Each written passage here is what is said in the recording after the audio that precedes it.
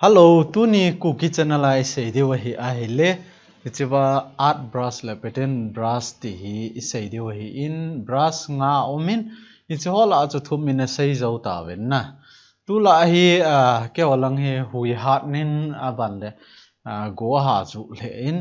ichi a chu zan ha video ang chu complain nan bol wen na a sound a chi the thu yeng a pp ha ma ging na ti wen nei chi chu ito banga kot ake kha awangin hechi go ha zu le huya hat kit to hi le a sound no chu disturb na omen na a hin la tu ni a hi al khat thing deu dinga hong ke sim kit na hi na sound no hong ke edit hi ta in muzi a chu hal khat phana sa deu ka ta sanin hi chalaya hi tu ni a hi chi brush in a sei deu hi in hichi software hi nahe nai le phatma sa patna isei o hi ta in hichi cookie channel a hi software ho ai lo ai le lim sim dan ho kijil na dinga ai pawang ki sim hin ai mi te phathum na dinga ong ki sim hi na hizi a chu itiam khana nangin jong hoi ta na vet jinga aban ban cha na vet jinga le phachom na na nei ding aban le na het lo kharong na het be thei aji chu tu a hi lockdown na hi na ki chi thei point a ki wa le thei point college la ki hong po in institute hol la ki hong po in na hi ji a chu phat kilem ta hi in phat chance hoi ta na kila a ina na umna computer laptop na nei ai le nangin jong hi chu na ga ki download na ki jil jing thei aban le het na nei tiang le hi chawa ko na hi na in veng na khu na vengin ipiam khat poimo na khat an nei tiang le nangin jong panmun na la thei hi ti chu iga sei thei hin tin hi chi hong ki sei ho hi mo se hong ki sei ai lo wai le khonung tenga dinga kan hi ati na ai po in tu an het nai le na hin khu a dinga chu phat chom na khat het be na khat ki be lap na a hi ati chu iga sei thei hin tin tun dang tam sei te lovin i class anapan taw hitin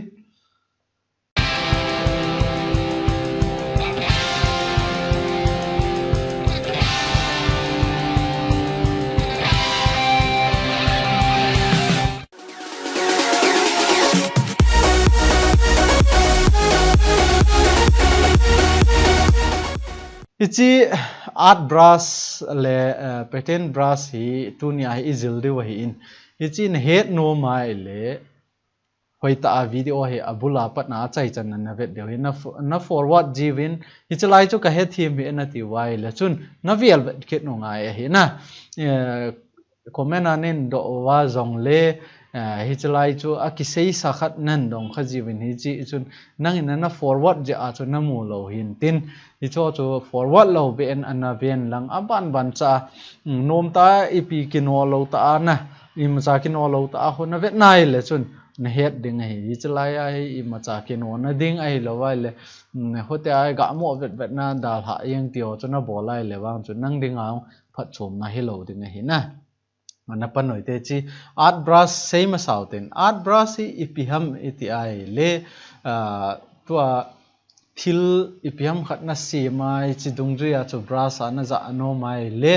ji chu na za thai to a he adan chui chi cookie channel rong he kanop mai le chi wa cookie channel ki jit rong hi kanop mai le ken brush ong ka za yeng thei hi na ni chi to bang choi hi in to a he documents khat ana hongwei tin new document khat ana hongwei tin hi chi hon zo tiang le thil khat iga sim dewi na nang ho he thei dinga chu chalaya he ga cheu tin star lim he ga lau tin tin ga kai su tin chi he thei ding wa ka ga sei he na chi thing le ma ga se mo te ai khat pa stroke pa la da o tin stroke pa la do zo tiang le direct selection tool la na che thei chewa selection tool la na che thei in la selection tool la ga che mo sau tin alaya ga koi te na bal na direct selection tool la he che in lang ni chalai ga select mo tin hi chi kai to wei tin tai na sim tai te thing i sim de we na ana confuse it hoi ta kan sim lo ông kilom lo mai the ai zong le example ding a chong kisi mai ji a cho khat anave phot no hitin chi to bi setan hitin ga kai su hitin cái drawing ka thep bi se lo cha ai dong le het thei na ding wa cha khat iga sei got no hitin chi art brush iti ki za ham na art brush ki za dan cho isei de hi in ta lai cho ka select mo ke ham tại aban le khat ga et beauty chalai hi point khat ne et benom le che et na hena si ding hi in aban le chalai select mo itin thingkung sim de we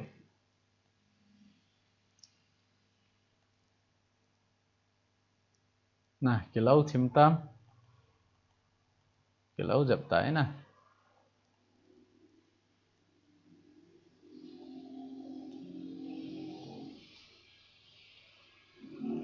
chi thingkung ngai tai tiu te na hi chi thingkung hi nangin brush ana za no mai le iti na za ding ham na hi chi iti art brush a sim ding ham ti chu izil de wa hi in hi chi na ding a chu art brush hi pi ki sei nam ti vet de wa hi in ni chalaya brushes a hi chen lang brush ana che zo teng le chalai na drag lut ding ai na drag lut teng le chawa option jan ha ai sei ho lo yong chu ta chu chawai ni zong le tu ni a art brush is ding je wa art brush na selecting okay na mi ding ai na okay na mi zo teng le hi chawa hi option tam pi hung ding ai option tam pi hung teng le hi chawa hung hi scale i khat aumin aban le hi chawa hung hi khat aumin chawa hung hi khat hi aban le anoi langai hung su kit nin lang hi le chun chawa direction a direction hi I to bang na dei ham hoi lang ko dinga na dei ham na ni chiwa he a zai a vei lang ong a zit lang no chung lang no noi lang ko ong umin ni chi chu nang na dei dan dan na select thei to a he a chung lang ga ko sa te tiu te a chung lang na ko sa teng le chla arrow ko na mu ai le a chung lang a chi chong chi a vai pai select le chong ta arrow pa ho a zit lang ong ke ni chi pai na select la vei lang a ke ding a hin ain la tu a he a chung lang ga select mo hetin aban le hi chalai color na color a hi nangin na stroke chu color na dei ham na dei lo ham nang thu thu hi in color na dei lo ai le chawa na na ko ya ai le chalai na stroke sim chu na stroke sim dung zu ya chu yeng ding hi avom na ko ya la bom den ding na khial thei ta lo ring hi ain la nangin ka khial le no me na ti ai le chun chilai hoi nangin na dei pen pen na select thei na tins ka select mo hi tin aban le che a flip pa hi le hi tai na flip mai le chun ave aji lang pa ve lang a hung ding aji lang pa ve lang pa ji lang a hung ding ti na hi in hi che pa hi anoi pa hi nami ekit na le chun vertically ta na a chung lang anoi a te anoi lang cha chung lang a kit ding a hi chi chu na confuse lo deu aban le chalaya okay ga mi ote okay na mi tai deu te okay na mi ating le tai chalai ki save ta chana hi chi delete tang khat be hi chi delete no ten brush law hitin aban le chi select deu to a hi anoya pa na chung ka kai to dis achung anoya pa na chung ka kai to wai le hi tai achung langa ki kho cho na achung langa hi tai ki kho ta ngai le to a hi color ka khial no mai le ken ka dei dan dan na ka khial thai ichi ka select phot ding aban le to a hi ichlaya ko na ka khial na chlaya ko na ki khial thai to a hi anavelewan stroke chi stroke na select dingai na stroke na select zo teng le to a he nang in na dei dan dan na a color yong na khial thai hi ipi color na dei ham ichi dong zo ya cho na khial thai hi ichlai hi in zo wa cho feel ai na koi kha je wa cho ichi feel pa ai na koi kha je wa cho ki khial lo hi in ai la na ichi stroke nga ichi thil na create ting le feel hi in ahin la object to a feel a hi in ahin la nangin brush ana convert ting le ni chi stroke nga ding ai ti chun het ding ai na a stroke hi na no mai le nangin a color na dei dan dan na khial thai ai tai ichi ki khial na ding a cho in jawa option pa chon het wa ni chalaya option ni chi pa hi ni chi pa na nai koi lo pi tin sai koi chon na le ni chi chu a hi in aban le to a hi ichlai pa hi al khat ga khi noi tin cancel chupai ji langa al khat ga khi noi tin ji cho object pa cho option pa cho ji langa ko yo hitin chalaya he vele chun hi chupai mi le chun chi preview na mi dingai na preview na mi dingai na mi lawai le chun nung boy dingai hi a pet pe na effect na mu lo dingai hi in hi chong ina select thei hi in hi chong na select thei in aban le chong na select thei hi nge chi achungai ga vele chun hi chlai na no mai le a brush min long hi nang en na no na ke koi thei hi in ai lo wai le chlai fix ki zit nin hi chong hi na dei ai le nang en na khial thei to a hi on in jo wa cho fix ai na bol ta je wa cho hi chi pen cho hi ta cho fix a den na hi in a hin la nang en na khial no mai le ve tang che wa hi na dei dan dan na khial thei cha zom ding na dei ham a bem ding na dei ham nang en chlai a he na dei dan na khial thei hi in aban le hi chipa option hi hi chlai a random hovel ai lo le tin sovel hi choi nan selecting le hi cho option pa ong he ding a hi na aban le hi chipa option hi pga hi ta hong ham ti le chlai vele chon box be ta no object sunga cho align chi khu dot line khat hona chi nangin scale akung bo hi scale ding na deya achung lang hi selo be a ding na deya le tin kai su le chun to a hi ngai chlaya a effect pa na vele chun achung hi chi pa bo hi ki zoom ta chong hi chi na he the na de win theu khat apply ga bol le tin hi chi pa hi ga delete no hi tin saw dewa ga kai le hen he the na ding oven ten saw dewan ga kai te hi tai ta cha aban le chlai option a chu ga che kit nin lang hi chi pa hi kai to to chi pa ga kai to le hen betang hi chi pa ong effect na la ong ki hin su jap chana hi chi pa na kai su kit na kunga bo wa na ko ya ana ho na to kha sa thing na ho na to kha sa lo wai le chan hi chlai sung bo hi straight ski ball ding ki su saw ding achung lang chu a to kha lo ding ti na he na hi chi chu na boy lo dinga na boy lo na dinga kan sei hin tin hi tai na khin to wai le chun hi chlai ong effect ding hi chu ho ong hi ki zoom saw ding a hi al khat ga bol bel te chi ai khat jamin tin saw pin ga kai nge ne het thei ding ovin ni chi ta cha hi tai ong saw ta cha aban le option na chi a hi chlai option pa hi na kai su ai le chun a thing na lang hu bem the na omin tin aban le akung bo wi saw ta na le ai wanga chu chi na kai to wai le chon a bona effect de so hi cho a thing na hong hung zom su kit ta cha na le chi khuna mo tai na kai ai le ana tong hello bi ai chilang bo wi stretch ki balls aban le chi lai hong hi nangin het no mai le chi hi ama hi chi ama ki adjust a hi in na a fit stroke length te ho cho a length ho ama le ma ong ki fit a hi in ai la nangin manually ta a nangin na dei dan ta na arrange no mai le hi chiwa ko na hi option chu na khiala nangin na ki bol thei a hi het thiam wan aban le color nak pi no mai le chawa ko na bol the hi in na dei dan na ai lo ai le nan na bol ai le na create dung chu ya cho ding a hi na aban le to a hi chi ulta ga koi te chi in jawa cho arrow pa cho up mai koi hi in to a hi arrow pa hi down ai koi de hi chi option ai ga koi hi tin aban le down ga bol le tin het thei ding wen apply na no mai le ni cho option hung in tin apply na bol ai le chon hi chlai ong effect ding hin apply na bol lo wai le brush cho chom khat ding a hi na apply ga bol lo hi tin to a hi ni chapa hi ga delete lew han het thei na ding wen brush select in lang in jawa cho hi langa ko na ka pat nai tai ka kai a ai lo wala noi langa ka pat na chung lang ka kai le thing chu akitung cho na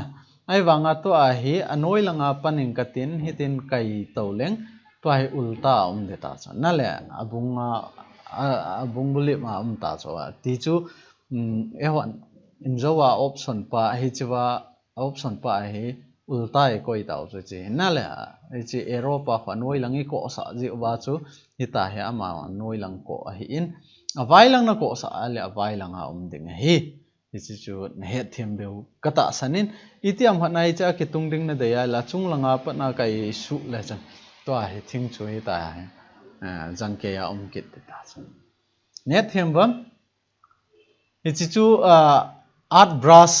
iga sei the na win tin tu a hi i khat ichi pattern brush na pattern brush hi isei de wa hi in ichi pattern hi ipi ki sei na ham iti ai le hi chalaya hi rectangle khat ga create lew han chalaya hi rectangle khat ga se moi tin ku ki channel kol khum dinga hai na che a fill pa hi ga sumang moi tin a ban la stroke pa hi black nga ga koi te avoma ga koi hi tin a ban le chi vele chun to a hi line khat bo ki kai cha chi a ki kol khum pa kho na a box pa kho line khat bo wa ki kai ai wanga nangin design na de ai le chi ga select le chun to a ho design na mo chi design hom ta chana hi chi to bang hi pattern ki ti a hi in hi chi to bang sim na dinga cho ei man nangin nangma design yong na de ai le na ki sim the a hi chalaya ong tampi chong chalaya ong tampi na de ai le nangin na de dan na I to bang chu na de ham chalaya ko na ong na ki select the I chawong hi beta hi chi select in lang hi chi select phot in lang chalai me le chun ngi cho chu na kol khom dis na le hi cho hi nangin na de ai le nangin ong na ki design the nang ma de dan na adang ong kit na lai cha ni cho ong hi na koi the na chawai na nop mai le nangin na de dan na I chong na koi the hi in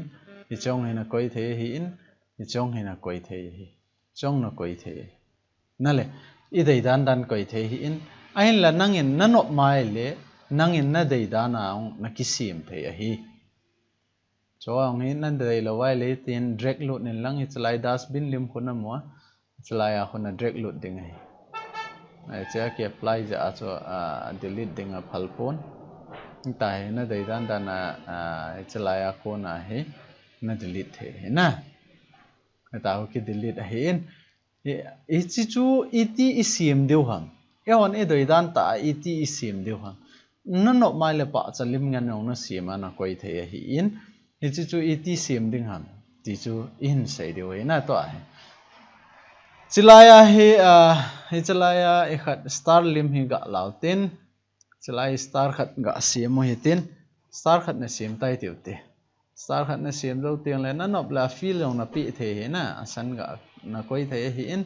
a ban ting le khat ga sim be kit no hitin alum khat ga sim kit no hitin alum khat sim kit no hitin hi chapa hi hal khat akoma ga koi hitin a ban ting le stroke la do hitin hi chi a color a chom khat ga koi hitin blue color mo no het thim ding a kan se he na chi nangin na de ai le nang ma de dan na design na ki bola nen ki bol nen koi the in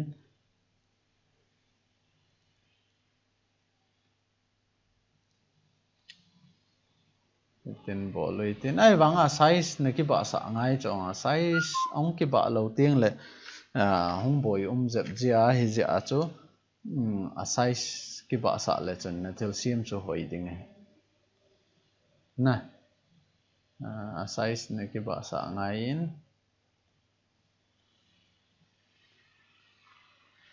itin sim mo itin a ban le line khat ga la kit na ite line khat lao itin shift me le chon jang ke a chi di cho a ban le chi pa ma hi al me en lang al khat ga kai su le chun duplicate sim na hi cho che pa al khat ga su len ja mai tin na le itin na sim tai tiu te to a hi cho se hi a bona select en lang group na bol control g me la chen group ta na le na group zo tiang le khongai ta e hei pang ve che ungroup che ungroup ga bolitin ichi pai color khial lote het thei na ding wa na het thei na ding wen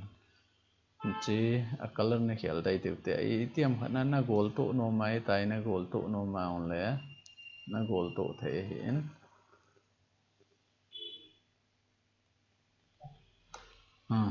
to I have bonus select en lang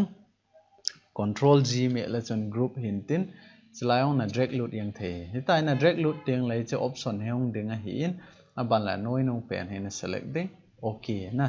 okay na mi zo ting le hi chlai a hi align khat hong de ta cho I che vai option khat hong de ta cho na le option khat hong tai tiu te hi chi vele chon outer corner ke tin corner title hi na THEI le nang na select the hi in a hin lai chong hi in sei de wei ja chu na corner sim dan nong ga zilu hitin a corner sim dan nong izil de wei ja chu chi nan ga ko yutin cho si nan ga ko yutin cho a chom chong chi side hi na hi chlai hi le inner corner chong chu in sei de hi a ban le hi chlai ong hi a starting part a ban le chi a ending part na ni cho chu it sim ding ang tiong in sei de hi in ma ban le chu vai fix le I khat ho om kit nin ni chong chu na THEI le nangin nei khat thei a brush song hi chlai a he nangin amin na koi no ma on le na koi the hi to hi triple k ga koi he ten na ni che a flip ding dan hi chlai flip hi che pai bol le chun star pa hi hilangzo ahong pang de ta cho hilangzo ahong pangin tin chi yellow pa hi langzo ahong deng ai tai ain la ichi chu za nai da te diu tin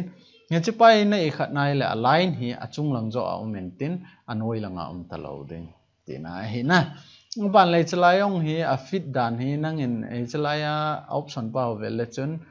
chi hu na dei dan a space na ama a space dungzuya cho ama hung ki khat ding a hi in a hung ki fit ding out hung ki fit ding a hi in ain lai chawai stretch a ti tiang la abona align hu ki job maintain ama le ma adjust hung ki bol ding ai tai na chi ho align hu ki bang chet na atan na talo cho ai wangai chlai ga ai khat tiang le a bong cha ki ta cho na le aban le chlai pa hi ai tiang le chun halkhat ama hin approximate ti chu halkhat akito thei ding do la chu adjustable kit na hi in chlaya a fit ding dan ho I to bang a fit chu na dei ham nang in chlaya na ke adjust ding a hi in aban le hi chi a stroke color hi itiam khana na khial nom kit nai le in zo ai same to bang wa chu chawa tin saw na ko ya na khial thei hi in ain la ken ka sim to bang bangai a color jing han na ti ai la chon nana na ko ya na koi chlai na fi option pai na la ding nan hin na koi ding hi nan na ko ya le chun a kit ting on na khial thei lo ding hi na ni chi chu option hi in aban le okay mi o hi te okay mi o tin ni chlai a hi rectangle khai la de rectangle tool khat la hi tin a fill pa ga sumang hi tin aban la stroke pa hi black nga ga koi nai het thei ding wen chi rectangle hi chi a hon I sim pen pau hi in fit de we chi na ding a chu et ball ding ham tele chi na select ding na select ting le chi khuna mo a chi ung ta ahun ting le bolai ta ho thang de du yang ham tele a box ani au ja chu e hon I sim pau hi chi pai alet ja chu ta hi om hi in nitiam hana fit ding na de ya le chalai hi 0.5 a ga koi leo hen vele chon niau jap ta chana le niau jap ta itiam khanai chi pen tool na la a he tai na jit tai teu te ten thil na jit na ite ana jit pa hi chong in a feel no mai le chi select le chon chi dong ju ya cho kit yang ding na le eta hom ta nang na dei dan na hi ta na bol thai ai wanga chu tin sai select ngoi ja a chu chlai black ki select khola na black ki select je wa chu chi hu cho nang na no mai le chi green na select ngai le a green ding blue na dei ai le blue a ding chlai red na dei ai le red na na select thai hi chi chu pattern sim da na hi in a hin la to ai khat ga sei be kit leo hen chi pa hi rectangle pa hi a point ga hap be ket no hitin point ni ga hap mai te na it's laya khat it's laya khat aban le direct selection tool het theina ding oven ka ti he hitin ga ko yo hitin ekoi tiang le to a hi chi point hi alien bi se iti wai le het thelo wai le chalaya hi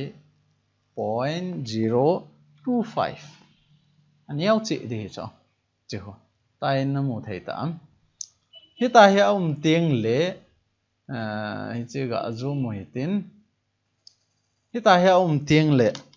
tôi về lệ chọn a corner pa lâu chứ hi chỉ lại ông home hi chỉ lại ông hội imam lâu hi chỉ lại ông imam lâu chỉ lại ông imam lâu chỉ lại ông imam lâu a corner si ai imam cha lâu chỗ na hi chỉ chú năng in na sim no mai le iti na sim ding ham hi chỉ a color ga apio te a molde do na green aga ko yo hitin a corner khu vele chon a corner a ima cham lo ong cho na ong in te nei le ichi a corner ong ho in sim de we ichi corner chu iti ki sim ding ham te le na de ai le ichi ga delete no hitin ichi pa hi nangin na de ai le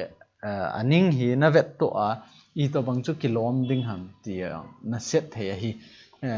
avet sa nan hi chi pa hi duplicate ga bol lo hitin chi pa hi transform rotate tiute rotate 90 degree okay na iti hun silang hewa khat ga khin ho ite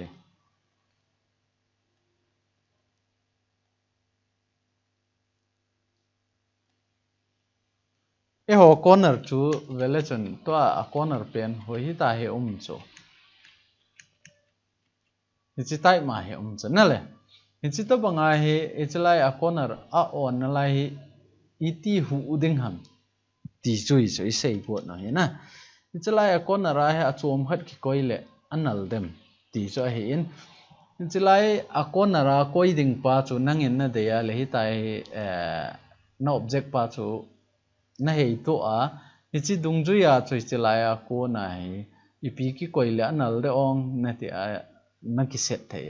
na dei dan dan na anal ding dan khat chu na set the hi na ichi to bang box khat ong na koi the hi in na no mai le na ichi to bang khat na koi the ai lo wa le design be na no mai le ichi to bang ai khat alum ga koi ki nen lang aban le hi chapa hi to spy koi khom de wa hi iten koi in lang chapa hi I khatna akon ra pang han lang le hoin te na ti ai le ti ta he na bol de ngai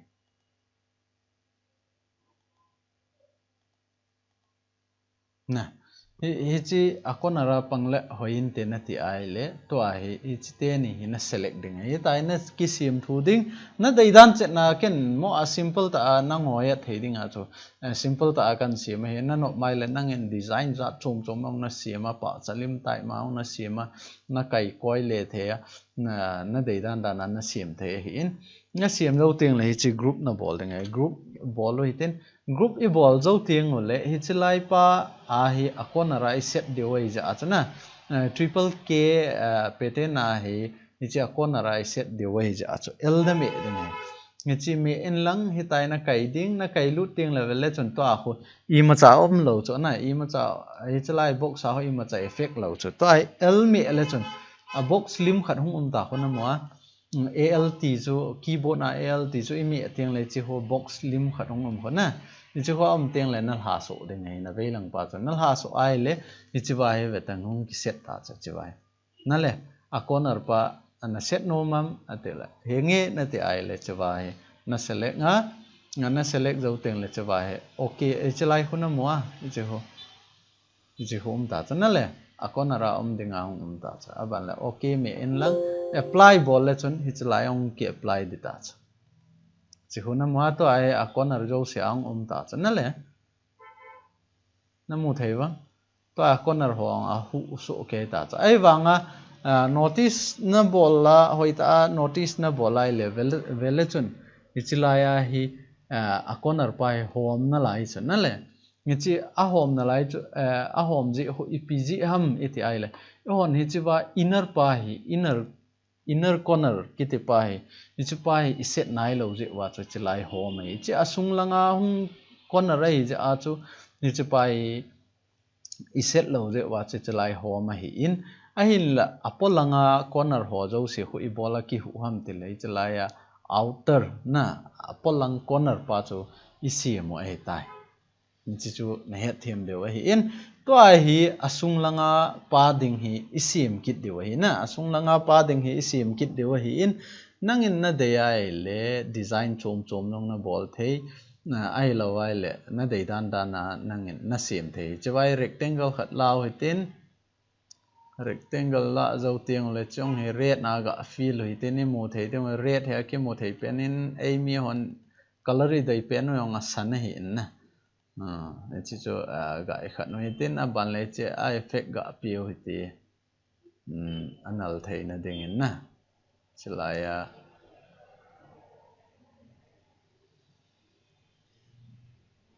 ta ki pe den tam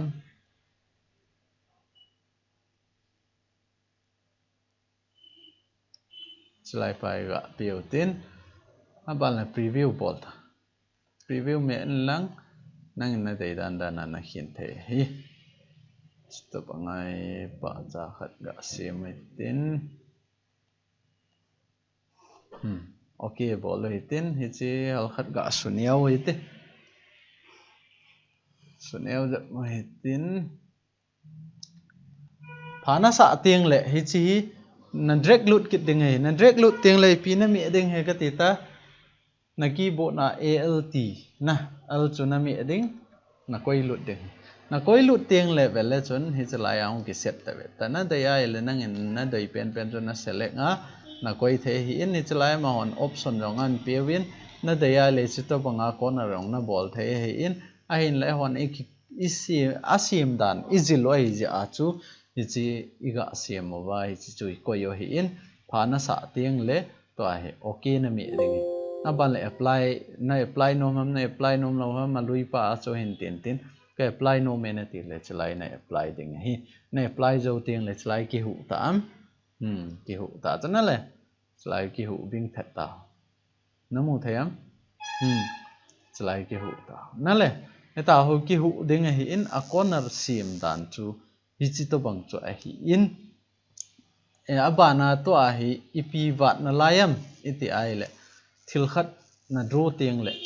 apat na le achai na wat na lai chana le jo wai sei ma bangwin pen tool ga lakit no iten ni chlaya ga draw kit no ite iten thil khat na draw tai ti ti tai na draw he ta chi pa hi chi stroke he na apply no mai level le chun among aung hita ho bong that na ma achai na yong apat na yong ani ni a bong that na chana ni cha achai na le apat na aung hi thil na koi no mai le nang na koi thei kit hi china ding a chu rectangle khat ga create kit noi te na hon a design za chom chom na ki sim thei hi in a in la ken to a he a bailam thei pe na na ho he thei ding pe na design ke bolen lang la design bol sungong short mai thei ta cho na tools ni se wei ja cho sung short mai thei hi in ji a cho bailam that na chi apat na a hi ta hi dinga na de ya hi la chun na de ya le hi ta na ki create thei chi pa ong na drag lut kit ding hi al na me ding na drag lut kit ding hi na drag lut teng le hlai option hong ding ai starting part na chi hu hi in to a ho vele chon soi thim chana a soi thim a chu ga koi da ta riu ten hi chi hal khat ga su jang hi tin a box om da na chana hi ten na su jang ding na su jang teng la ban le to a hi drag lut de wai tai drag lut teng le chlaya corner pa hong ki select do teng la okay bol lang apply bol le chon to a hi chlai pa hong ki khial ta tang chi hon na le hong ki khial ta to a hi a chai na pai siam de wai ta a chai na ding ai tai o hoi ta na na bia we to he a chai na pa hi I to bang na dei ham nang na dei dan dan na chiong chu na set kit the rectangle khat ga sim kit no hitin rectangle isim zo tiang le to a hi design chom khana ga sim hi te aji chu rectangle khel khala ki sim kit alang le ki boy ding ai ja chu na het te ding win hal khat a design ga khial le tin rectangle pa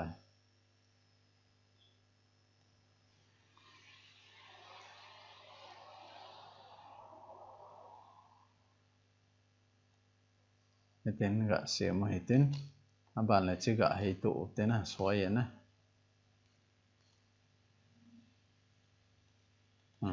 hitin na hi tu tiang le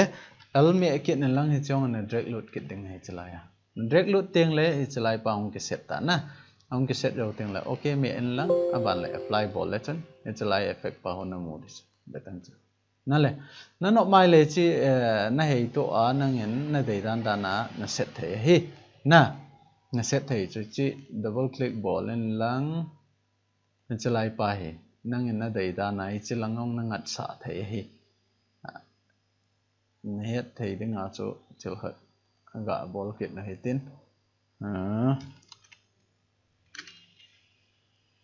chupa hi gạ hi tin nó nọ mai lệ lăng ông nó ngặt xả thì chỉ lăng gạ ngặt xả với tin nha chỉ lăng nó ngặt xả dâu tiền là toại là drag loading chỉ lại bàn là drag load dâu tiền là chỉ lại hồ lăng không ngặt ta vẹt bàn lại apply ball ta chupa không ngặt tổ ta vẹt nè lệ chỉ tao bằng hồ kisi mà hiện itiam hoạt này chỉ cái một thế bị sẽ hiện là tiểu lệ 0.25 aga quay lăng ok mỹ lệ chân tao cái chiến ta ngắm một thầy tạo chân là cái bạn na pen này trong create nó vá chạy na pen trong này chỉ create nó hiện hi trong hi năng in na đầy ai là design đăng đăng nào na kisi mà na đầy đan chết nào na xiêm thế na nọ mai là hi chỉ pa chalim si ông hi na xiêm thế hi ta hi gạ drag load này tên aban le chawai pe ten ball en lang ok me en lang aban le chi a chaina chi pen hin nan ga ko yo tin aji chu corner dinga a hoi lo ja choi chi he tin ball en lang aban le chawa he apply ball le chan he chapai apply ball le chan ta pa chalim nganam ta chan na le pa chalim nganam ta